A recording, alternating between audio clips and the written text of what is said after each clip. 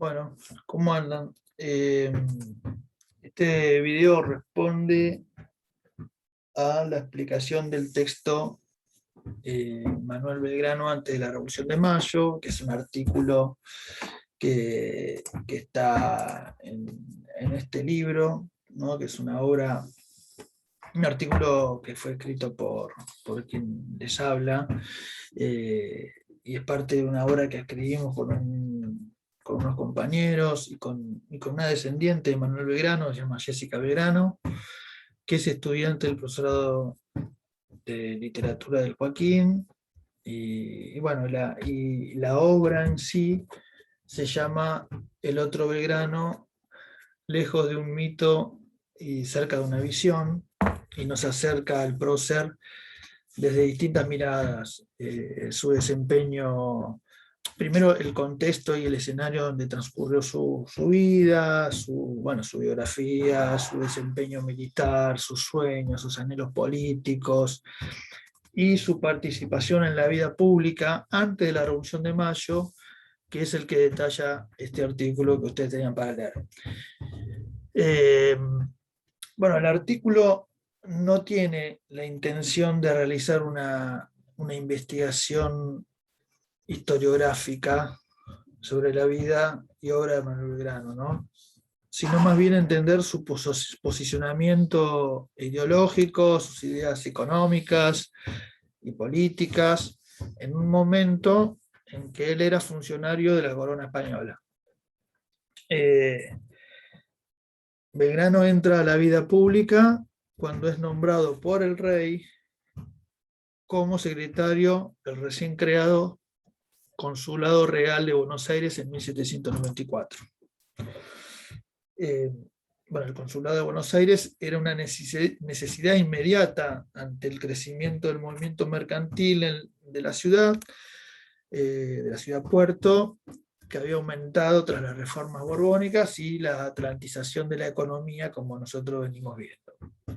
Belgrano es nombrado por recomendación de un ministro ilustrado llamado Diego de Gardocchi, y obviamente fue nombrado por su formación académica en sus estudios en Salamanca, en Valladolid, en donde se especializó en temas económicos, enmarcado en las nuevas ideas ilustradas que había en Europa de aquel entonces. Como vimos anteriormente, la corona española estaba en un proceso de transformaciones en la política económica y necesitaba de funcionarios empapados con las nuevas doctrinas económicas. Y bueno, Belgrano estaba influenciado de algunos pensadores de la época, de la talla de Jovellanos, Campomanos, Benjamin Constant, Quesnay, Adam Smith, Genovesi, Filangieri, Rousseau, Montesquieu, bueno, etc., ¿no? Y como secretario del Consulado Real de Buenos Aires, Belgrano tenía la misión de desarrollar la economía del virreinato. Todos los años él debía pensar políticas públicas para desarrollar, y debía escribir y exponer esas memorias ante los funcionarios o miembros de las corporaciones económicas más importantes, como los mercantiles, los hacendados, los agricultores, y las memorias que se rescatan, que son las que debieron leer como fuentes y que había para la lectura de esta clase, son las de 1796, 1797 y 1798, y en ellas se nota mucho sus ideas fisiocráticas. Bien, ¿qué es la fisiocracia? Es una corriente económica de la escuela francesa, cuya paternidad se asocia a Quesnay y que plantea, básicamente, ¿no?, que la agricultura es la única actividad creadora de riqueza y que el Estado no debe intervenir en materia económica, ¿no? Esas son las dos patas principales de esta doctrina, o esta corriente económica más que doctrina. Belgrano no solo transmitió las ideas económicas a través de estas memorias que describimos, sino que lo hizo también de traducciones de libros económicos, obviamente, y con artículos publicados en periódicos que se publicaban, valga la redundancia, en el Río de la Plata en ese entonces. Entonces Belgrano se encontró en el consulado con muchos funcionarios que no acordaban con estas nuevas ideas y que eran funcionales al viejo mercantilismo económico. Entonces debió luchar con eso, pero la Real Célula, ¿no?, que lo nombra funcionario, es muy clara en ese punto. Por ejemplo, a ver si lo encuentro, esto dice la Real Célula, que lo nombra al funcionario, dice los objetivos, ¿no? ¿Cuáles eran? La protección y el fomento del comercio será el cargo principal de esta junta, ¿no?, del consulado, estamos hablando, y cumplirá con él, procurando por todos los medios posibles el adelantamiento de la agricultura, la mejora de los cultivos y beneficio de los frutos, la introducción de máquinas y herramientas más ventajosas, la facilidad en la circulación interior y, en suma, cuanto parezca conducente al mayor aumento y extensión de todos los ramos y cultivos y tráfico. No, es bastante clara la definición de esta Real Célula y, bueno, y Manuel Belgrano se posiciona políticamente desde ese lugar. Era un momento en donde comenzaba un debate, ¿no?, que terminó con la Revolución de Mayo entre los defensores del monopolio comercial, ¿no?, porque había funcionarios reales que defendían por sus intereses comerciales el monopolio comercial, y los voceros del libre comercio con las naciones amigas que había en ese momento. El objetivo de Belgrano era el mejoramiento del aumento de la riqueza del territorio rioplatense y obviamente el mejoramiento o el bienestar de su población, ¿no? Él entendía que esto ocurriría aplicando políticas fisiocráticas, como por ejemplo fomentar la agricultura y la circulación de mercaderías. Había que mejorar caminos, puertos, suprimir impuestos, y algo importante, promover escuelas de agricultura, de comercio, de náutica, como así también premiar a quienes realicen estos proyectos en sus campos, ¿no? En cuanto a las memorias, que la primera se denomina, a ver, esperen, dice, medios generales de fomentar la agricultura, animar la industria y proteger el comercio en un país agricultor, ¿no? Ese es el nombre que le da. No sé, algunas citas de la memoria, por ejemplo, se ve como principal obstáculo la ignorancia del labrador. Belgrano, no, esto no lo dice Belgrano. La agricultura es el verdadero destino del hombre. Todo depende y resulta del cultivo de la tierra. Sin él no hay materias primas para las artes. Cuando dice artes dice la industria, ¿no? Por consiguiente, la industria no tiene cómo ejercitarse, no puede proporcionar materias que para el comercio se ejecute. Eso es textual de Belgrano. Después dice, ¿y de qué modo manifestar estos misterios y corregir la ignorancia de los labradores, ¿no? Estableciendo una escuela de agricultura donde a los jóvenes labradores se les hiciese conocer los principios generales de la vegetación y desenvoltura de las siembras, donde se les enseñase a distinguir cada especie de la tierra por sus producciones naturales, patatín y patatá, pupupú. Bueno, y también plantea, es decir, se le podrá dictar buenas máximas e inspirarles amor al trabajo, pues un pueblo donde no reine decae el comercio y toma en lugar su miseria. Bueno, planteaba también la educación para las mujeres, ¿no? Es un adelantado de la época. tiene como objetivo fomentar la agricultura y ve como obstáculo la ignorancia del labrador, ¿no?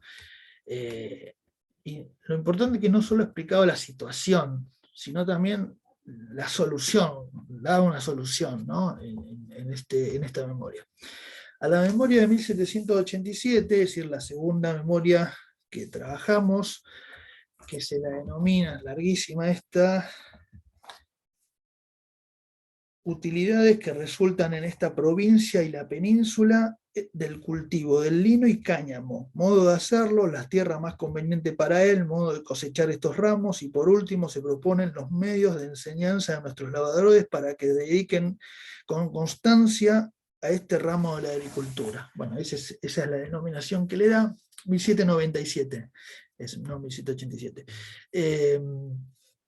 Con esta memoria fomenta la industria de los hilados de lino y cáñamo, ¿no? Que eran la materia prima para hacer estos tejidos, estos hilados, en la península, obviamente, pero con la obtención de esta materia prima en las colonias, ¿no? Bueno, cuando hay que cosechar, qué tierra usar, cómo se la siembra, cómo se la cosecha, es toda una explicación que hace de estos insumos básicos para la industria. Y la tercera memoria, que es de 1798, se la dedica principalmente al comercio, ¿no? Que es la otra pata de la fisiocracia. Agricultura, que es la base, la que genera riqueza, y luego derivan en la industria y el comercio, ¿no? Que el comercio plantea como una actividad indispensable para un país agricultor. Obviamente, porque si no hay comercio de lo que se produce, nadie se pone a producir, ¿no? Básicamente es lo que plantea él en sus memorias. En los artículos periodísticos son también otra vía de difusión de estas ideas, ¿no?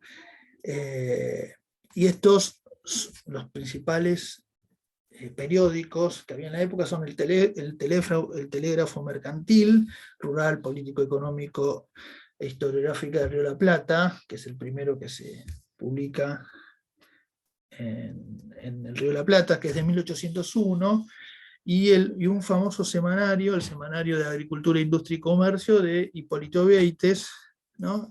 Todo era fomentado desde el consulado. Este se editó desde 1802 a 1807, y por último el Correo de Comercio, que trascendió la Revolución de Mayo, donde, bueno, Belgrano tiene un montón de escritos ahí. Otros puntos importantes del artículo es la participación política de Manuel Belgrano, antes de la Revolución, ¿no? Y esta fue en el carlotismo, ¿no? Que este era un movimiento político integrado principalmente por criollos liberales, que defendían la continuidad de la dinastía Borbón tras la ocupación napoleónica de la península. La denominación de carlotismo viene del nombre de la infanta, hermana de Fernando VII, Carlota Joaquina, ¿no? Que era la hermana del rey de España, digamos, que había sido detenido por Napoleón, y a quien el carlotismo pretendía coronarla como regente con asiento en Buenos Aires, y obviamente defender los derechos soberanos de la dinastía. Carlota Joaquina era, además de la hermana de Fernando, era la esposa del príncipe regente de Portugal, Juan IV, y que residía en el Río de la Plata, en Río de Janeiro, tras la ocupación napoleónica de Portugal, y ahí la corte de Braganza se traslada hacia el Brasil, donde residió unos cuantos años, ¿no? Bueno, esta pretensión de los criollos rioplatenses iría de la mano de implementar políticas liberales, pero en realidad la regente la Carlota no tenía esa intención en su cabeza. Sin embargo, además los portugueses querían dominar había intenciones de dominar la cuenca del Plata, ¿no? Pues sabían bien de la debilidad de la corona española tras la invasión napoleónica. Bueno, los ingleses, con su estrategia política, jugaron un papel muy importante, entre comillas, para que ambas monarquías sometidas por Francia no interfirieran entre ellas, no habría problemas, ¿no? Este proyecto carlotista fracasó y los liberales rioplatenses debieron esperar unos años para que se dé otra oportunidad política para instaurar un proyecto de ampliación democrática como fue la Revolución de Mayo, ¿no? Como conclusión, podemos decir que Manuel Belgrano, como funcionario de una corona absolutista, intentó llevar a cabo ideas de índole progresista para la época, como dijimos, a través de la difusión de ideas por varios canales, y cuando pudo participó, puso el cuerpo, ¿no? Políticamente, en movimientos políticos. Esto fue generando la construcción de un liderazgo político que lo catapultó a ser uno de los más destacados miembros de esa primera junta que se instauró el 25 de mayo de 1810. Bueno, eso es hasta aquí. Espero que les sirva.